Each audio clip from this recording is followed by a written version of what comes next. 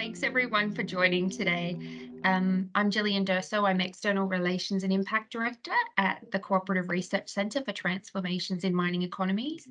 And I'm absolutely delighted and feel incredibly privileged to host Dr. Jeffrey Jacquet for a really important webinar where we can learn the lessons from the US coal transition. Before we start, and as we always do, I'd just like to take a moment to acknowledge country. I'm on the lands of the Wurundjeri people of the Kulin Nation, and I join others in paying my respects to elders past, present, and emerging. And I'd also like to acknowledge other Aboriginal and Torres Strait Islander people that are on the call today and are on the lands which mining occurs and our own operations. I'd like to note that NAIDOC week starts on Sunday, and I think it's worthwhile. I was just thinking this morning, worthwhile looking at the history of NAIDOC week and its history back into the 1920s. And before I give a bit more about Dr. Jacquet, I just wanted to also acknowledge a couple of people that work behind the scenes to bring you our webinar series. I'd like to acknowledge Tom, who has been at World Mining Congress this week and hosted was chair of a really amazing symposium, sold out event, and who really started the groundwork to bring Dr. Jacquet to Australia. And the other person I'd like to acknowledge is Ben Hamilton, who does a lot of work behind the scenes so we can bring these events to you. One of the unique aspects, I believe, of CRC time is that we bring together the biophysical with the social and the cultural and the economic aspects of the change from mining to post-mining. And I think over the years that I've seen it, the biophysical aspects have received quite a lot of attention, and rightly so.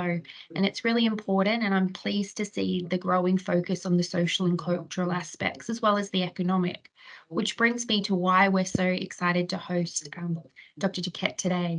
His work has examined the impacts of the coal transitions in the US and other locations, and he's also led the multidisciplinary Ohio Coal Community Transitions Project, which combines social sciences, fine arts, archival research, and theatre to tell the story of historically coal-dependent communities transitioning away from coal mining and use. He also directs the Global Coal Transitions Research Coordination Network, which is funded by the US National Science Foundation and links social scientists studying coal transitions around the world. And we were delighted that our research director, Tom Measham, has joined that group and just returned from a trip to the UK and Poland. Dr. Jacquet is also an associate professor in the School of Environment and Natural Resources at Ohio State University in the US. So with that, over to you. Thank you, Gillian. I feel like I'm the one who is privileged and grateful to have been hosted by CRC Time. So thank you so much to everyone who's been very wonderful. I've had great hosts here in Brisbane and also in Perth, and excited for the next week that I'll be in Australia as well. As Gillian mentioned, so one of the hats I wear is the Ohio Coal Communities Project sort of principal investigator that combines the fine arts and the theater and the social science. And that's the topic that I presented on at the World Mining Congress earlier this week. That's not going to be sort of the topic that I'll be presenting on today. I've been asked to present sort of a broader overview on the US coal transition, some of the policy responses that we've implemented in the US, and then challenges and opportunities. Although in the future or if anyone's interested, would be more than happy to talk about the arts project, arts/social science project at another time. And maybe you'll have to have me back at another date, and I can talk more about that. So hopefully I can navigate this properly here. So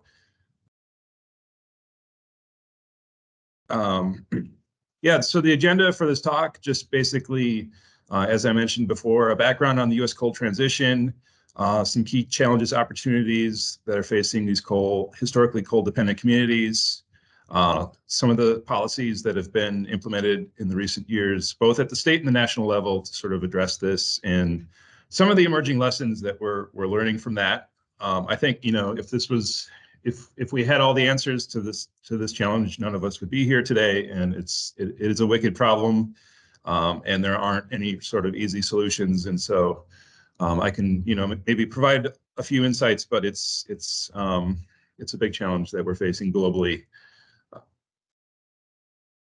So the United States coal transition, we are sort of in the midst of this dramatic change, perhaps a little bit further along than Australia, but a lot of the sort of issues are similar.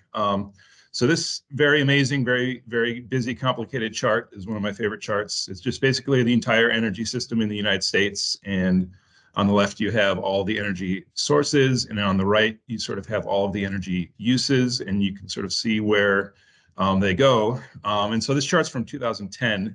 And just basically the main thing I want to point out is the black line, which goes from coal to electricity generation.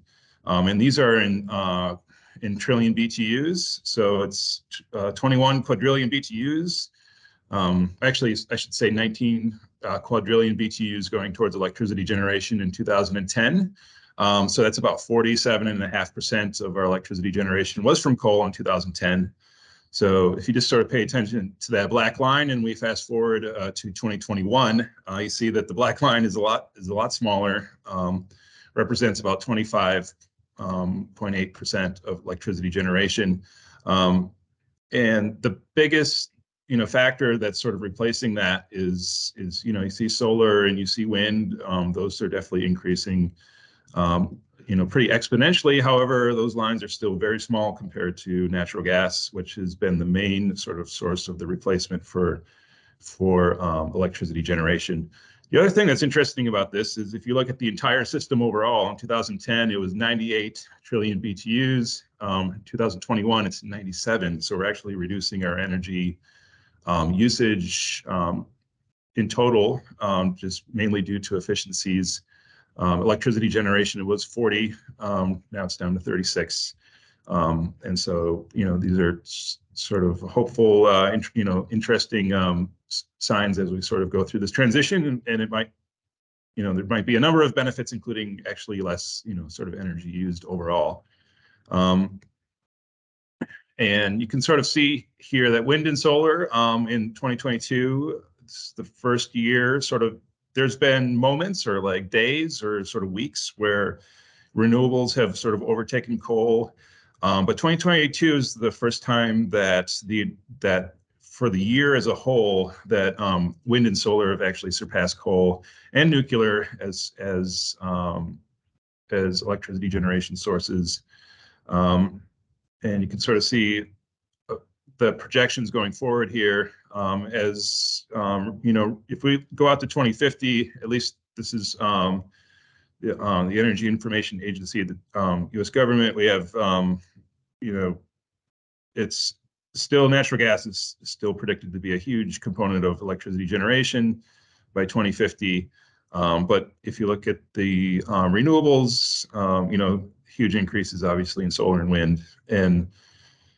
And so, a lot of this is still being negotiated, and we're still, sort of seeing how things will play out. But, natural gas has been the major sort of replacement fuel, and it seems like it's probably likely to be,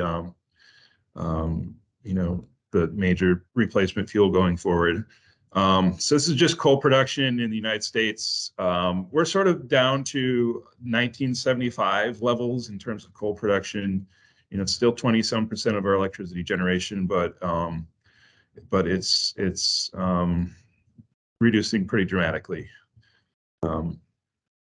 And historically, there's been about 500 coal-fired power plants in the U.S., and we have 50 states, and so that's about 10 per state. But and about 300 of these have retired since 2007. However, it's a little bit misleading in that the 300 that have retired, a lot of those were small. A lot of those were sort of you might call them boutique sort of applications, including factory furnaces and sort of smaller scale utility generations. You have coal-fired power plants powering campuses and these types of things that have been retired. And so 300 out of 500 being retired, it sounds like a lot, but if you look at sort of the electricity generation capacity, it's not quite as dramatic. And that's sort of also the story going forward. So we have these 200 plants remaining. Half are scheduled to close by 2030. The majority of the remainder to close by 2050. And there will be a handful that will remain. However, the handful that remains are like some of the largest. And so when we're thinking about coal-fired power plants retiring, it's not necessarily correlation with the actual capacity that is being retired. The driving factor is it's sort of a mix of a lot of different things going on, but probably the number one reason is just a lot of these coal-fired power plants are very old. We had a power plant building boom in the 1950s and the 1960s, and a lot of these power plants were built in the 50s and built in the 60s. These are sort of depreciating assets that just don't make sense to retrofit. They don't make sense to upgrade from a utility perspective. And also, as I mentioned, the methane sort of abundance and cost, to a lesser extent renewables, and sort of corporate regulatory policies. A big one has been the Environmental Protection Agency has instituted a number of air quality sort of measures, which require these upgrades, which require new scrubbers, new pieces of technology. And it's not that it's insurmountable technically or anything like that. It's just sort of, it doesn't make sense to do that for these plants that are so old. And here's another chart that just sort of looks at the coal retirements by megawatts. And here's sort of a map that shows some of these,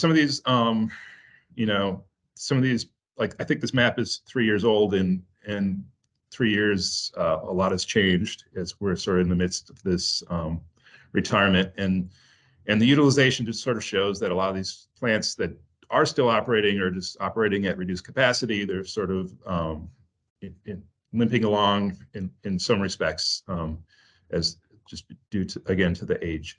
Here's just another map that shows the extent of these power plants and the extent that they're being retired. And that's the major driver for the reduction in coal mining and coal production.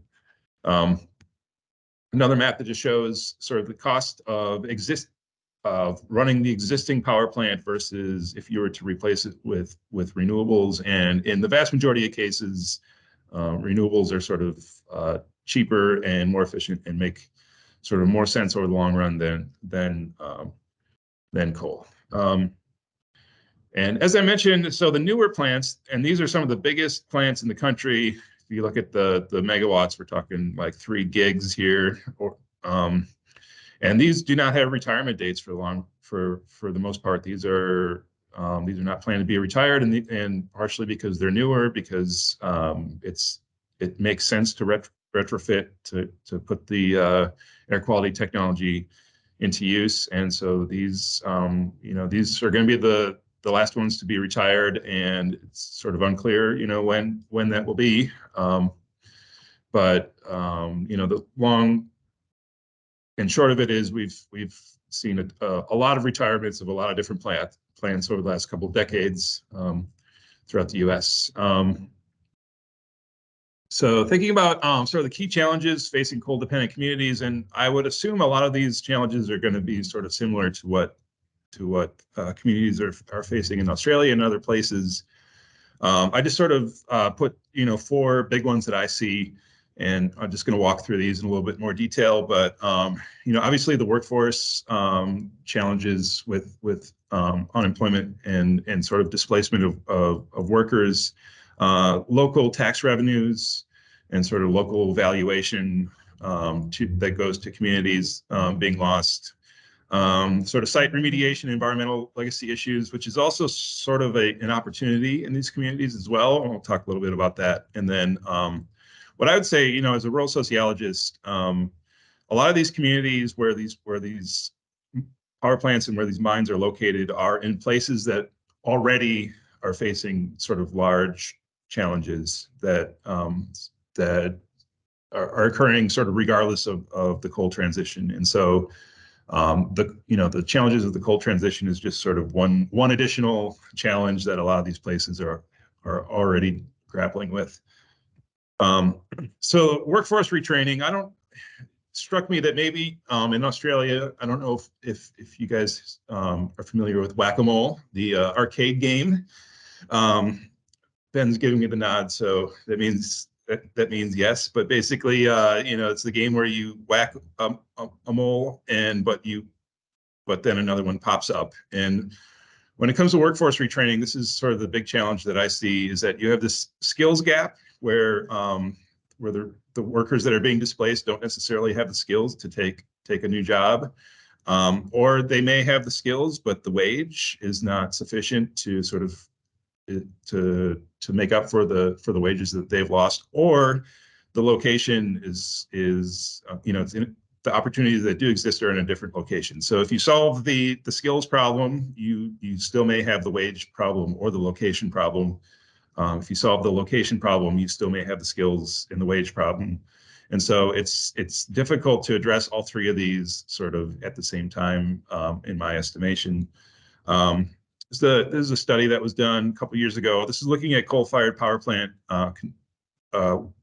workers. And so you have the coal workers on the left, and then you have, so this is looking at if they were to basically transition to renewable energy industry jobs. And so you have the coal workers on the left, and then you have the renewable energy jobs on the top. And so the numbers in the middle, if it's a positive number, it means that those workers their wages would increase if they went to the renewable energy industry. And if it's a negative number, it means that their wages would decline.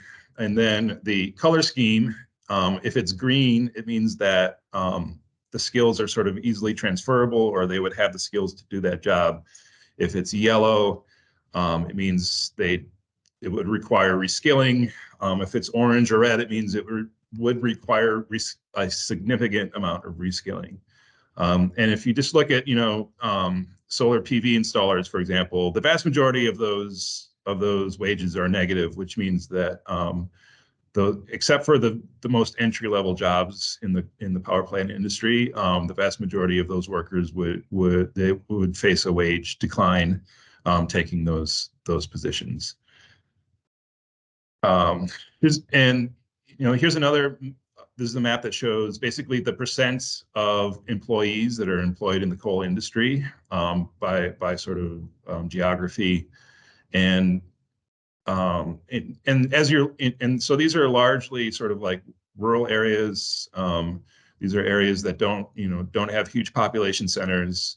And so this sort of speaks to this location problem, where if you do reskill these workers, and they are able to find jobs in a different industry, chances are there's a good chance that it's not going to be in the community that they were living in. And so it raises a lot of challenges about this sort of thinking about these coal communities, and how do we transition these workforces in the places where they live. And part of the challenge is a lot of these workers have worked in the coal industry for many decades. They don't want to move. They might be multi-generational families in this coal community. You hear a lot of people, they're coal miners, sons and daughters. Their grandfathers mined coal, and these are people who are very tied to these communities. And to ask them to sort of up and move is a big ask in a lot of ways. Think about property values. A lot of this really depends on location, obviously. In the U.S., the vast majority of our sort of local tax revenues come from property taxes, or sort of ad valorem taxes, where the value of the real value of the property owned is taxed. And in these places, by far the biggest, in a lot of these sort of rural coal dependent communities, the biggest valuation is related to the coal mine or the coal plants. It's not only the plant itself, but then also sort of the ancillary sort of equipment and the lands and the transportation equipment and the coal processing facilities and all of this is where a lot of the tax revenue is generated. And this is Colstrip in Montana, which is in some ways sort of an extreme case, but in other ways it's just sort of very similar to a lot of these places where you have where once the plat goes away, it's just the vast majority of the tax base also goes away. And so you see a lot of schools that are closed, schools that are consolidated into larger school districts. And that also sort of relates to the sort of quality of life issue where if the local government doesn't have tax revenues, they can't provide local services, which makes it harder for people to live there, and it sort of incentivizes people to maybe to move away or to look elsewhere just based on sort of the quality of local government. Thinking about environmental challenges, and as I'm sure you're, as many people are very familiar, there are many environmental challenges with these sites. Many sites have groundwater pollution issues that are just extremely expensive and time-consuming to remedy, even if it's possible. Fly ash waste. So there's a picture I took of the Mitchell Power Plant in West Virginia, sort of peeking over the mountain there. However, that's not a mountain. It is a mountain, but it's a mountain of fly ash. And it's just basically a fly ash landfill. And so, we have these 500 retiring power plants, and that means we have 500 fly ash waste landfills. And, these are just sort of going to sit there in perpetuity. They require groundwater monitoring. They require mowing of the land so the trees don't grow and sort of break up the soil. So they require maintenance, and that maintenance is going to, sort of be required for, sort of forever. So, these are big challenges. Obviously, the power plant sites, contaminated sites, the acid mine drainage is a big issue in the eastern United States in places like Ohio, West Virginia, Pennsylvania. Surface reclamation. So before 1977, I think it was, there was no surface reclamation required at the federal level. Some states had some requirements. And so basically a lot of these historic mines that were done before 1977, a lot of these are still basically not remediated because it's really difficult to remediate a site if you don't have the topsoil, if you just have these sort of loose, gravelly, sort of soils that you can't grow trees on, that they're very unstable to develop. And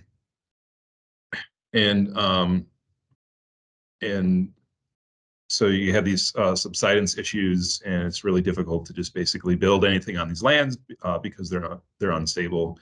There is an opportunity that's sort of emerging here for like rare earth extractions. I'm part of a project looking at taking acid mine drainage and sort of extracting rare earths and critical minerals from the acid mine drainage using sort of microbial bacteria activity, which is really interesting. And of course, I'm the social scientist on the project, so don't ask me the details on that, but how it works. But that's one opportunity. The fly ash waste has a lot of rare earth minerals as well. And so it's an opportunity, but, I think at this point it's largely theoretical. I guess people are sort of identifying it as an opportunity, but how that would actually work in practice is still trying to determine. However, on the flip side, you have all of these lands that sort of are emerging as sort of these ecotourism, environmental sort of preserves and recreation sites. And in some ways, it's paradoxical because the lands, you can't really, basically, to be frank, you can't really use them for anything else. And so they're just becoming these sites for recreation and for tourism and for for hunting, for wildlife preserves, and so on. In Ohio, there's a ton of these lands. I think there's like 77,000 acres or something like that. That's basically, these are coal mining sites that are now recreation opportunities. Zip line tours. There's the picture on the upper right is from the Wilds, which is basically a safari theme park that is run by the Columbus Zoo. And so it's basically a wildlife preserve that's run by the Columbus Zoo, and you can go and you can take the tours. And it works great because these are essentially savannas, grassland savannas, where it's difficult to grow trees. A lot of these lands were disturbed before 1977. It's, so again, it's these big open fields with lots of grass, and so that works great for things like giraffes and rhinoceroses and other things of that nature. However, these are lands that are either held by the state or the federal government or by nonprofits. The Wilds is run by the zoo. It's a nonprofit organization. They're not paying property taxes. The workforces that work, on zipline tours, the workers that work at the Wilds, these are largely seasonal jobs. These are largely, teenagers who have, or college students who have a summer job giving tours. The Wilds itself only employs sort of a small, crew of full-time workers. And so that's a challenge with a lot of these new uses. And the ecotourism is that the workforces are just, a fraction sort of what existed before. A lot of solar opportunities in these lands as well, which is sort of quickly emerging here, is that you might be able to use these sort of disturbed lands for solar farms. And it might be a use that's sort of more acceptable and less controversial compared to putting the solar farms, in agricultural lands or something like that. See a number of these sort of examples in the U.S. of putting solar farms on these places. However, again, you have the installation of the solar farms, but then once they're installed, the workforce requirements are still, fairly minor compared to what was there before. And then you also have these power plant sites, which are these they're assets, and that you have these electrical connections. A lot of times you have rail connections, you have other transportation networks that are connected, big flat areas, these industrial sites. On the left, the Conesville plant in Coshocton, Ohio, that have spent a lot of work around. So they have the redevelopers, are promoting all of the different uses for this site, and maybe can be a distribution warehouse, or maybe it could be a solar farm, or maybe something else that could basically utilize all this energy infrastructure. On the right, so we do have one nuclear power plant that's being built in the United States, and this is being built at an old coal-fired power plant site in Kemmerer, Wyoming. This is sort of an advanced nuclear modular reactor. That's pretty exciting, and so that's another use that's emerging for these power plant sites. Thinking about these larger socioeconomic trends, a lot of these regions, these areas were settled. The town was created. The people moved there in the first place to mine coal. Or in some cases to work at the coal-fired power plant that was sited there. And you take away sort of the raison d'etre of these communities, and there's sort of no reason to live there anymore in some of these places, and that's it's sort of hard to come to terms with, but in some ways in a lot of ways it's true. And there's in the U.S., and I know in a lot of different developed countries, you have this sort of rural to urban migration. Rural areas are facing depopulation sort of already, even without the coal transition, and sort of facing disinvestment. And so these are sort of like larger structural issues that these communities have to deal with. The photo, so the one on the left is the Cherokee coal-fired power plant that's basically in the middle of Denver, Colorado. And the one on the right is Colstrip, Montana, which is in Colstrip, which is a company town that was built for the sole purpose of the mine and the mine mouth power plant. And so, in the middle of Denver, basically that power plant being retired is sort of a blip on the radar screen when it comes to these things like workforce and tax revenue. But for Colstrip, I mean, the power plant and the mine is everything for the town. And so it's these rural areas that are already sort of facing these structural patterns.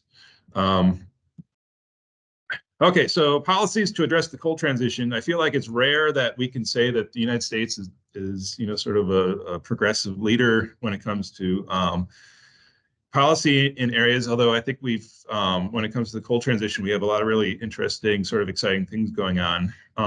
So at the state level, there's been a lot of movements, and this has sort of predated a lot of the federal sort of responses. The number of states that have passed legislation that's sort of addressing the coal transition. There's been legislation that's also been proposed in a number of states that haven't passed yet, but these are topics that are being debated in state houses. Just going to walk through a couple of the major ones. Probably the biggest one that has received the most attention, that's probably the most sort of exciting and progressive, is in Illinois. So they have this it's couched as sort of a climate justice bill, but basically there are a number of different workforce training, retraining grants, loans, and all of these are sort of targeted towards basically coal communities and other types of marginalized populations. And so it's these communities are basically written into the law as being the recipients of this program. It's $80 million a year, which for at the state level is quite a bit, and focusing on job retraining and sort of site remediation and renewable energy production and other types of industrial development in these places. Colorado, they have a state-level Office of the Just Transition that sort of organizes all of these different funding opportunities. They have an office that's essentially the point office for the coal transition to sort of aid these communities, and including, I should say, in Illinois and in Colorado, basically direct payments to laid off workers, where these workers, if you're laid off in the coal industry, you have essentially a separate pool of money that you can be used to provide unemployment stipends and unemployment insurance for these workers. In New Mexico, they sort of have a similar program, maybe not quite as funded, but you're paying unemployment sort of payments to these laid off workers, and grants and loans for these communities, and money that's available for plant decommissioning and reclamation. Thinking about at the federal level, there's the two big bills that passed recently, the bipartisan infrastructure bill. This is the big one that is the main sort of thrust of the federal level. And so there's 193 billion that's earmarked specifically for these sort of coal communities. And it's, however, it's mainly related to infrastructure. And this is sort of water projects, sewer system upgrades, highways, roads and bridges, broadband internet. Also renewable energy sort of projects, tax credits, low interest loans, grants for renewable energy projects that are in these communities. Money for coal site remediation projects, money for economic and workforce development programs. There's a very interesting sort of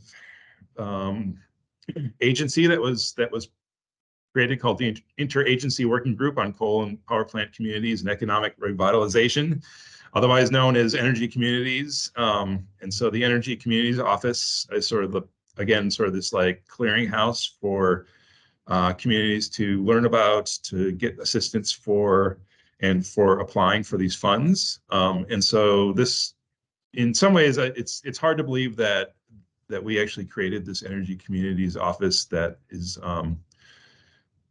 that is providing these resources, because it is, you know, a very sort of progressive and you know, sort of it's just something that you don't normally see in terms of just resources and funding and attention being paid to these sort of more rural communities that have been coal dependent. And then, and if you're in, I would highly recommend going to the energycommunities.gov website and just sort of checking all the different things that they have going on, including, you know, they're constantly doing webinars that are meant, you know, you're sort of orientated towards local officials and local planning offices and these sorts of things. And they offering lots of assistance to local communities to try to capture these funds. And then there's the other bill that was passed, that was the Inflation Reduction Act. And this is the big one when it comes to sort of decarbonization and the energy transition. You know, a lot of it has to do with like the particulars of how the bill is structured and the ways it was passed. It's basically like a tax law bill, so everything has to be done through like tax credits or tax incentives. And so this is the one that does a ton of work towards like electric vehicles and, you know, renewable energy and energy efficiency and insulation and all these types of projects. In terms of actual coal communities, there's sort of like one little part of this that goes towards that, which is $4 billion earmarked for basically advanced energy projects in communities with coal mines or coal-fired power plants. And if you want to know what advanced energy projects are, it's renewable energy, bioenergy, energy storage, decarbonization, grid modernization, fuel cell manufacturing, critical mineral processing, refining, and recycling.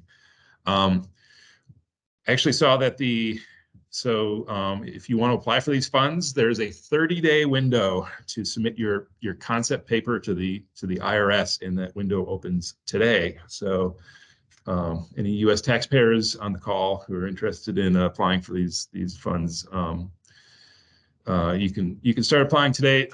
And I was going to mention later in the talk that a big challenge is it's very difficult to apply for and receive these funds, and so it's a lot of money that's earmarked for a lot of these communities, but actually, you know, receiving the funds is very difficult. And for this one in particular, again, you have a 30-day window to submit your application, and a lot of projects are going to basically not be able to take advantage of that.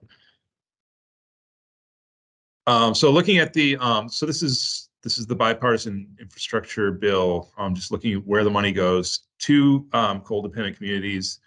Again, the vast majority is infrastructure. And then the second biggest one is energy infrastructure, which is, you know, new types of energy projects.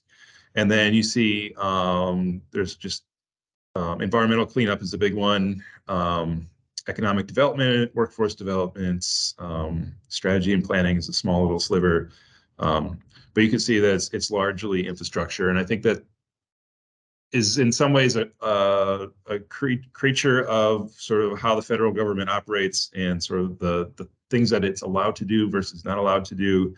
And partially it's political in that everybody loves infrastructure. And it's something that everybody can sort of get behind, whereas these other things you start to have detractors and people that start arguing over whether the federal government should or should not be doing these types of things. And also, I should mention, so there's a ton of money that's being earmarked towards new types of energy developments. A big one is hydrogen. There's $8 billion that has been earmarked for these hydrogen hub sites that the DOE is going forward with. And I think they're planning to choose maybe 6. And so these are going to be huge projects, and a number of them are in sort of these coal dependent areas. You know, if you look at Western Pennsylvania, Michigan, Ohio, Illinois, the Bakken, the Rockies, these are all sort of coal regions, and sort of how this plays out and what it's all going to mean is sort of still yet to be decided. But this is also a big sort of thing happening in the U.S. as well. thinking about policy gaps and sort of challenges. So we have all this money that's been earmarked for these communities, but again, these application processes are very complicated. A lot of these communities, they have really small staffs. They don't have a lot of expertise. And so getting them to apply or to even have the desire or the sort of, the want to apply for these funds is difficult. This is the thing where, a community, they need to hire consultants who come in and you might spend $200,000 on consulting fees just to basically get your application in line in order to be submitted, and you don't know if you're going to get the money or not. And so these are big challenges. And I know the energy communities.gov, the energy communities offices, that's a big struggle and challenge that they're facing is how do they provide the technical assistance to these communities to even just apply for the funds. A lot of these, due to the way the government operates, they require matching. And so you basically have to have a lot of different actors at the local level on board, including local industry, local governments, in order to apply for these funds. And you have to have sort of willing to put resources on the table in order to then get additional funding. Another big challenge is, and I sort of posed this question here, are we saving the workers or are we saving the town? Because a lot of times, in order to address these sort of workforce displacement problems from the worker perspective, if we're going to reskill them, if we're going to retrain them, that might mean that they no longer are going to be living in the community that's being impacted. On the flip side, if we want to build new factories and new energy, renewable energy sites and sort of new redevelopments, that will definitely help the town, the coal-dependent community, but it may not actually help the displaced workers. They may not be the ones that are getting these jobs. And so there's a little bit of a disconnect there in terms of these different policy approaches. And I don't believe I have it here, but a lot of these workers, if you look at the median age in the coal industry, a lot of these workers are older. Part of that is just sort of the baby boom generation, where you have this huge group of people that are sort of all retiring around the same age, and so you have a lot of workers that are basically not in a good position to be reskilled. They're a few years away from retirement. They're not interested in picking up and moving into a new career or a new location. And so that's another challenge. And a lot of these workers, they worked in the coal industry because they didn't necessarily have to get an advanced degree to work there. They didn't have to go to college to get a job in these places. And so they have unique skills and they have valuable skills. However, they are very unique skills that aren't necessarily easily transferable. The other thing too is with especially all this money that's going towards infrastructure is, yes, these places do need infrastructure development.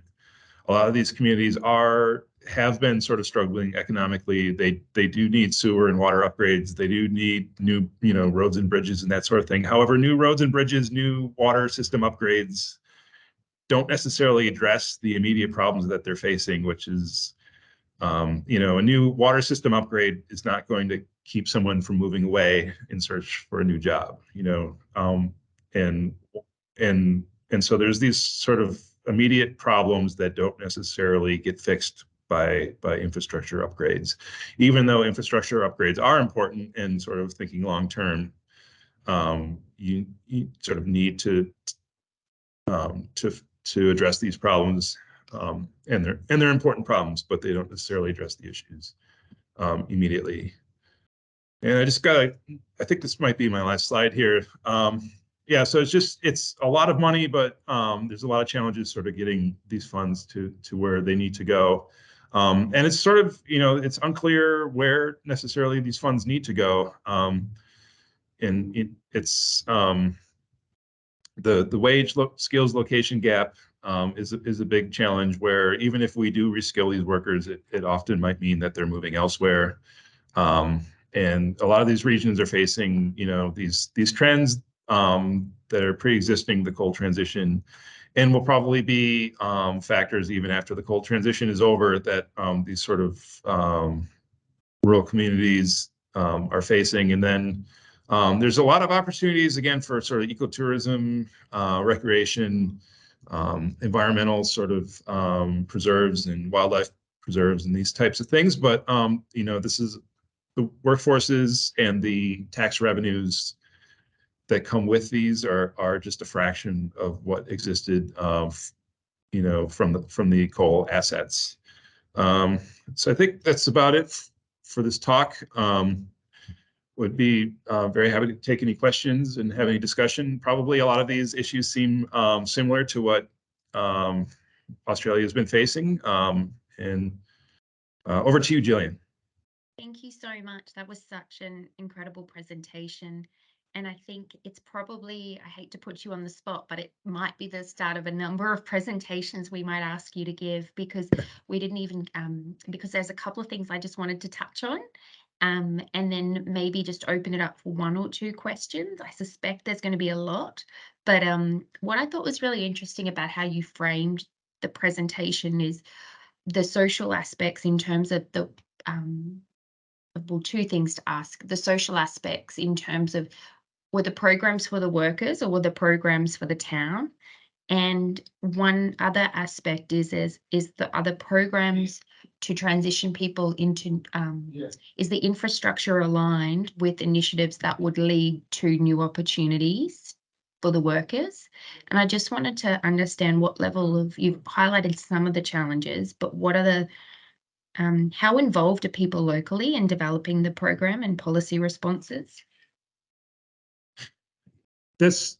Yeah, so it's a great question. I mean, I guess the answer is not all that involved. I mean, I guess it depends if we're talking state level or federal level, but in a lot of ways, you know, it's you know, the government has a hammer and they're out looking for nails, you know, and so it's the government is sort of limited in some of the ways that it can operate. And so, you know, everybody loves infrastructure, and so we're going to pour money into infrastructure, and you know, to be able to tailor it to specific communities, to tailor it to specific you know, sort of unique problems that communities are facing is difficult to do sort of from the top down.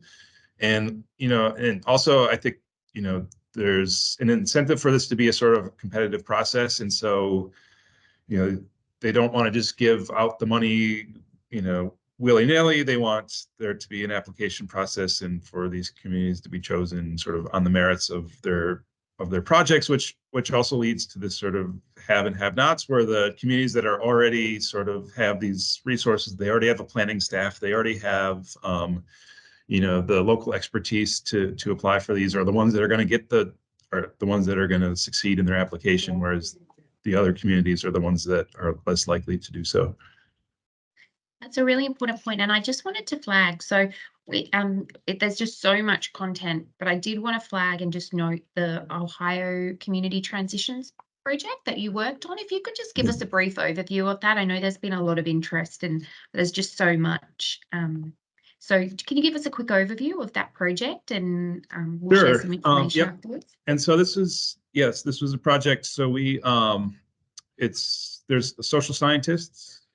Oh, there's an extra screen that's popped up. There we go. Excellent. There we go. Okay, so there's well, I wanted to put something in the chat, which I don't know if I would be able to do, but it's which is the URL for the project. But I'll find it and you talk. We'll find it. You tell us. Well, it's yeah. Ben tells me to stop sharing, so there we go. Okay. So, and I can put it in the chat here, but yeah. So it's you know, it's a group of social scientists, but then also fine arts sort of practitioners, fine arts photographer, theater faculty, library science, archival science faculty, and so we sort of joined forces in order to basically tell the story of these communities that are transitioning away from coal. Part of our products, we did a fine arts exhibit in our local communities and did a bunch of fine arts photography and archival sort of exhibit. But then we also did a theatrical performance with a local community group in Coshocton, Ohio, that was called Calling Hours. And so this was, we basically held a funeral for the local power plant, the Conesville Power Station, through a series of eulogies. And this was written and performed by local actors in the community. And so this was sort of a trauma-informed sort of project or practice. And so this was meant to be sort of like an intervention where community members could there would be a space for them to think about, to reflect on the transition, what role the power plant meant in their communities, and sort of thinking about how they're going to move forward with it after it being retired, and sort of similar to the role a funeral plays for an individual who's passed, where it's meant to sort of celebrate the person's life, but also sort of help the people that are attending to sort of come to terms with what has happened and how do we move forward in that transition. And so it's meant to be an intervention to sort of help aid these communities in the transition. Okay, let me add the I put in one, here. but I'm not sure if it's the right one. I found one. It's energy geographies at osu.edu. Here, I'll do this one, which I'm pretty sure is the correct one. Thank you so much. There are that one. There are so many. One other thing, we're going to wrap up shortly, so I'm going to try to summarize. I think we've got quite a lot for some future presentations that we might need to run across the board, but I just wanted to maybe take one question, a couple of the questions, and bring them into a group. So based on your experience and your policy, so there's the policy aspects, and then there's the Ohio Transitions Project and the trauma-informed response. And based on what you've seen, what are kind of the three lessons, the top three lessons that you always tell people we should think about in terms of transitions? Boy, it could be more than three, could be two.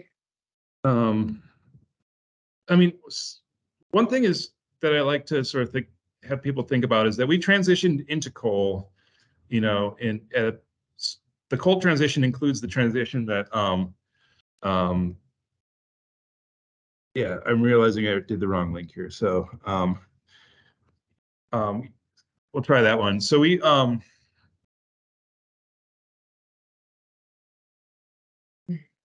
sorry, I don't know if that's the right one, but we, in the U.S., basically, we only started using coal because we ran out of wood. We cut down all of the trees to make coke, to fire all of our industrial facilities, and to